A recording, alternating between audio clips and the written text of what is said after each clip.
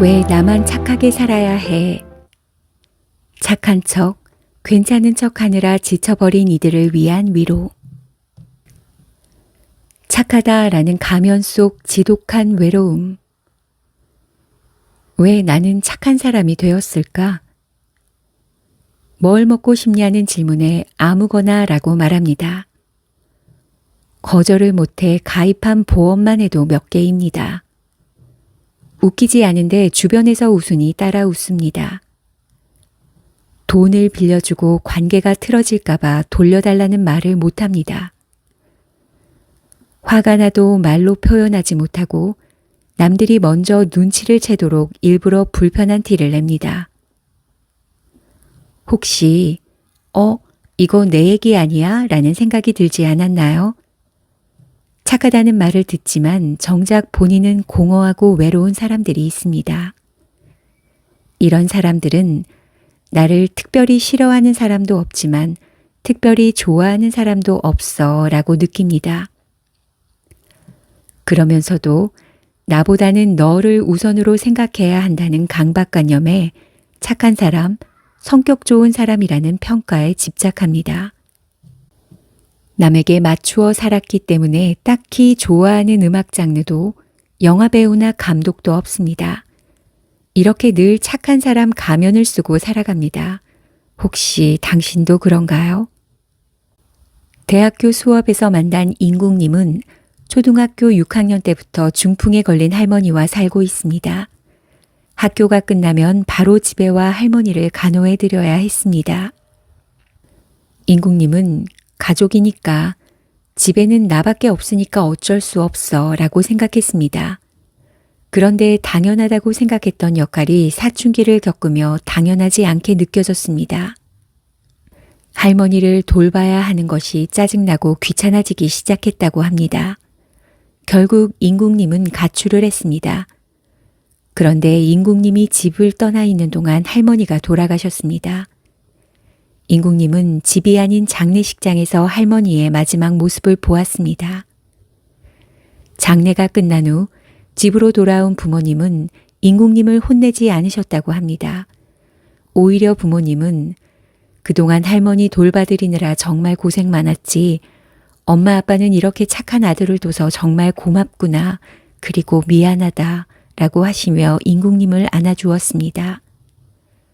인국님은 자꾸 이런 생각이 들었습니다.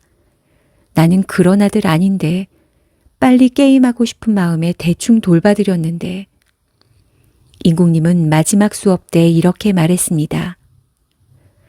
우리는 왜 사랑하는 사람이 함께 있을 때는 잘해주지 못하고 그들이 떠나면 후회하는 걸까요?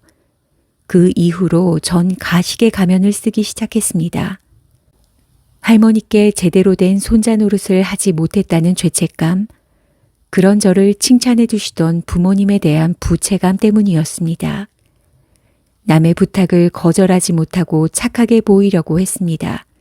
아니, 진짜 착해져야 한다고 생각했습니다.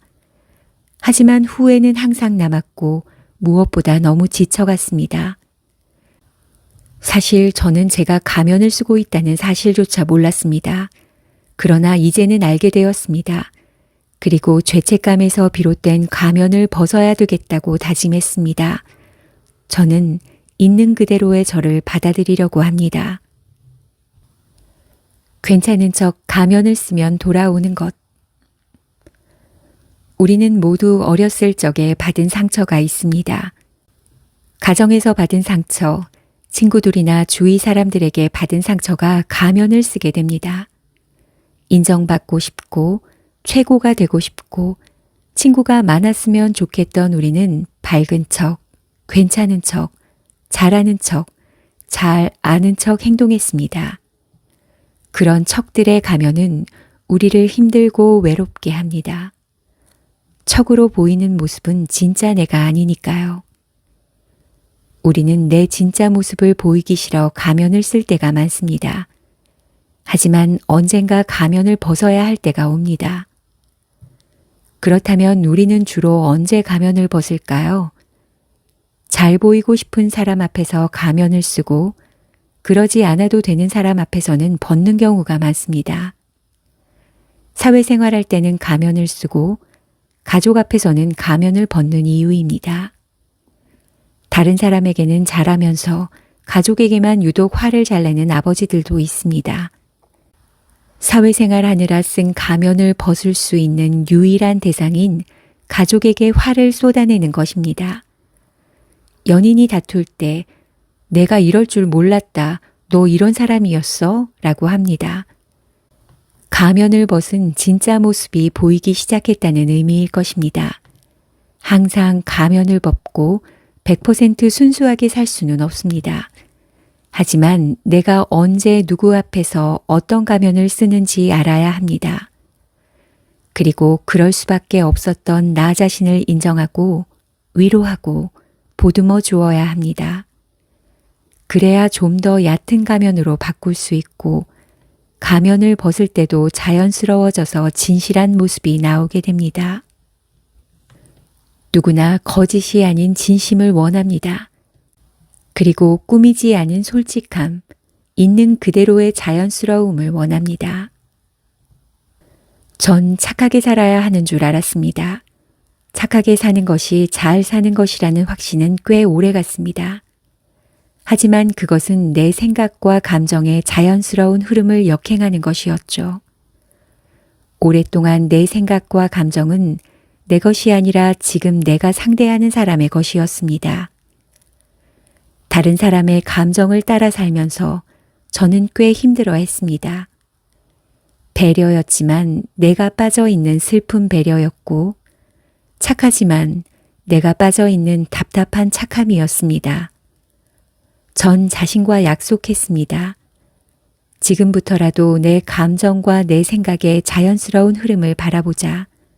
나를 지켜주자. 나를 보듬어 주어야 한다. 그것이 나 자신을 위한 것이고 또한 상대를 위한 것임을 잊지 말자.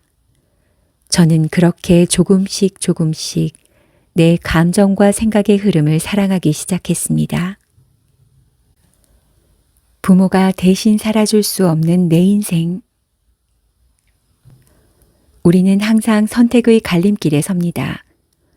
어떤 것이 옳은 선택인지 알려면 그것이 내게서 나온 것인지 고민해 보아야 합니다. 가장 슬픈 일은 내가 가고 있는 이 길이 내 길인지 아닌지 모른 상태에서 열심히 묵묵히 달리는 것입니다. 마치 브레이크 없는 자동차처럼 말입니다. 열심히 달려왔는데 이 길이 아니라는 것을 깨닫는 순간 내가 선택한 길이라면 걸어온 길 속에서 나를 돌아볼 수 있습니다. 그리고 그 속에서 새로운 나를 발견하고 거기서부터 성장하게 됩니다. 하지만 가족 때문에 선택한 길이라면 자신을 돌아보지 않고 그 길을 선택하게 한 가족을 탓하게 됩니다. 가족 때문에 꿈을 포기하는 것은 주머니 속에 폭탄을 가지고 다니는 것이나 마찬가지입니다. 난 가족을 위해 내 꿈을 포기했으니 모두 나를 인정해주고 바라봐 주세요. 안 그러면 난 폭탄을 꺼낼 거예요. 이 폭탄은 내 꿈을 빼앗은 가족을 위한 거랍니다. 혹여나 가족을 위해 내가 포기해야 하는 것이 있다면 뒤끝 없이 깔끔히 포기해야 합니다. 가장 슬픈 것은 이도저도 아닌 것입니다. 우리는 가족 때문에 상처받고 가족이기에 치유가 됩니다. 아무리 미워해도 가족이고 아무리 보기 싫어도 가족입니다. 우리는 가족을 다양하게 정의합니다. 어떤 사람은 패밀리가 Father and Mother, I love you 라는 의미라고 합니다. 또 어떤 사람은 부모와 자식은 애증의 관계라고도 합니다. 하지만 생각해 봅시다.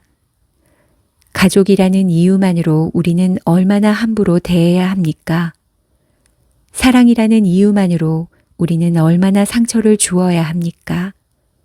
다 널 위해서 하는 말이야가 얼마나 큰 부담일까요? 홧김에 던진 말 한마디가 상대에게는 큰 상처가 된다는 것을 왜 헤아리지 못할까요? 미안하다라는 말 한마디가 왜 이리 힘든 걸까요? 가족이라 이해하겠지라는 말이 얼마나 큰 구속인지 왜 모를까요? 가장 잘 안다고 생각하는 가족이 가장 큰 착각이라는 사실을 우리는 왜 모를까요? 나 자신을 사랑하세요. 때로는 철저히 이기적일 필요가 있습니다. 모든 게 내 탓이 아니라 모두의 탓입니다. 가족은 그 모두의 탓을 n분의 1 하면 됩니다. 내가 있기에 가족이 있고 가족이 있기에 내가 있습니다.